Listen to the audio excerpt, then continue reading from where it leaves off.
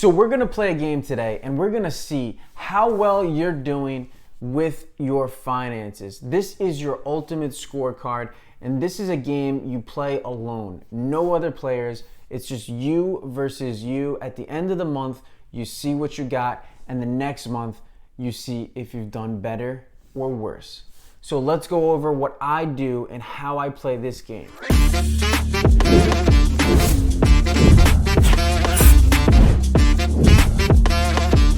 The game I'm referring to is called Tracking Your Net Worth, and this is how you keep track of how well you're doing financially in your life. Are you improving or are you not? This is the equivalent of you trying to lose weight, getting on the scale and seeing if the number went down or up, or maybe it stayed the same. That's what we're doing, but in the financial realm. Let me show you the tool I use. I'm gonna go through it with you, and I'm gonna show you an example of what a rich person's financial statement would look like. So you can see all of the assets that could potentially be there to help you grow your wealth. So this is my net worth calculator. I go through this once a month, usually at the beginning of the month, and I always ask myself, where am I now? Am I improving my situation or is it getting worse? Your net worth is the sum of all your assets and liabilities netted out to show you your financial worth at any given moment in time. It's your assets minus all liabilities. In other words, money, things that put money in your pocket is your assets. Things that take money out of your pocket are your liabilities. The difference is going to show you where you stand, and hopefully it's a positive number. Remember, the personal items here do not all have to be filled up. These are just examples of what could be in your asset column. You'll notice that wealthy individuals, when you see their net worth statement, their asset column is completely filled, if not mostly filled, and they're high numbers. Their liability column is minimal and low numbers. That's why they have such a high net worth. In the beginning, it's normal for your net worth to be small and sometimes even negative because you don't have a house yet, you have very little assets, very little savings, and then you have huge student loans, car loans, and credit card debt. That's usually the situation. The goal is to reduce these and increase these. So for an example, if you saw a wealthy person's statement, they might have a primary residence worth $500,000. They may have vehicles worth $50,000. They have jewelry, that's $10,000. They might have artwork, that's another $10,000. Home furniture, $20,000. Electronics, $5,000. Antiques, maybe none. A business, they could have a business worth $250,000.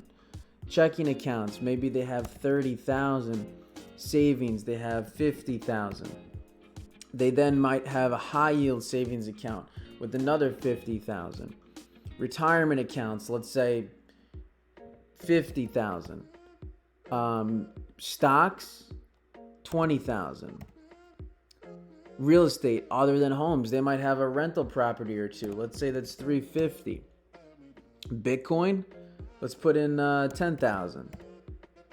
So as you see, the total assets now is $1,405,000. That sounds great, but we also need to factor in the liability side. So let's say they do have a mortgage, but it's a very small mortgage. They paid off most of it. So that's going to be $100,000. Let's say they have no car loans, and they do have some debt on the real estate rental properties, but it's minimal. They paid off their student loans. They have no credit card debt or anything like that. So their total liabilities is $250,000. You're going to see the assets minus the liability gives them an estimated net worth of over $1 million. So this person is a millionaire right now because their asset column is filled and their liability column is minimal. Now, in another example where we're just starting out, you may not have a home yet. You may only have a vehicle worth $20,000. You may have $5,000 worth of jewelry, no artwork, $5,000 of furniture, no business, minimal savings, checking, 10. No, nothing in high yield. Let's say retirement's 10. No stocks, no real estate other than home, and no Bitcoin. Now our total asset column is 65,000. And let's say we have no home, so we have no home mortgage. We have car debt of 10,000. We have no rental properties, so no debt there, but we do have student loan debt of 50,000. And that's our financial picture. Maybe in your early 20s, this is kind of what it would look like, right? So you have an estimated net worth of $5,000. This is not something to be ashamed about. This is something that needs to be worked upon and improved over time. And that's why I have this for you, so you can measure this and improve your situation. Increase the asset column, reduce the liability column. I have provided a link for you in the description below so you can have this exact calculator with these formulas and exactly as you see it for you to edit on your computer. So that's the game I play every single month, and that's the game I want you to start playing. If you look to improve upon something, the more effort you put into it, the better results you get out of it. So start tracking it, download the spreadsheet. I wish you guys the best. Thank you for your time today, and have a great rest of your week.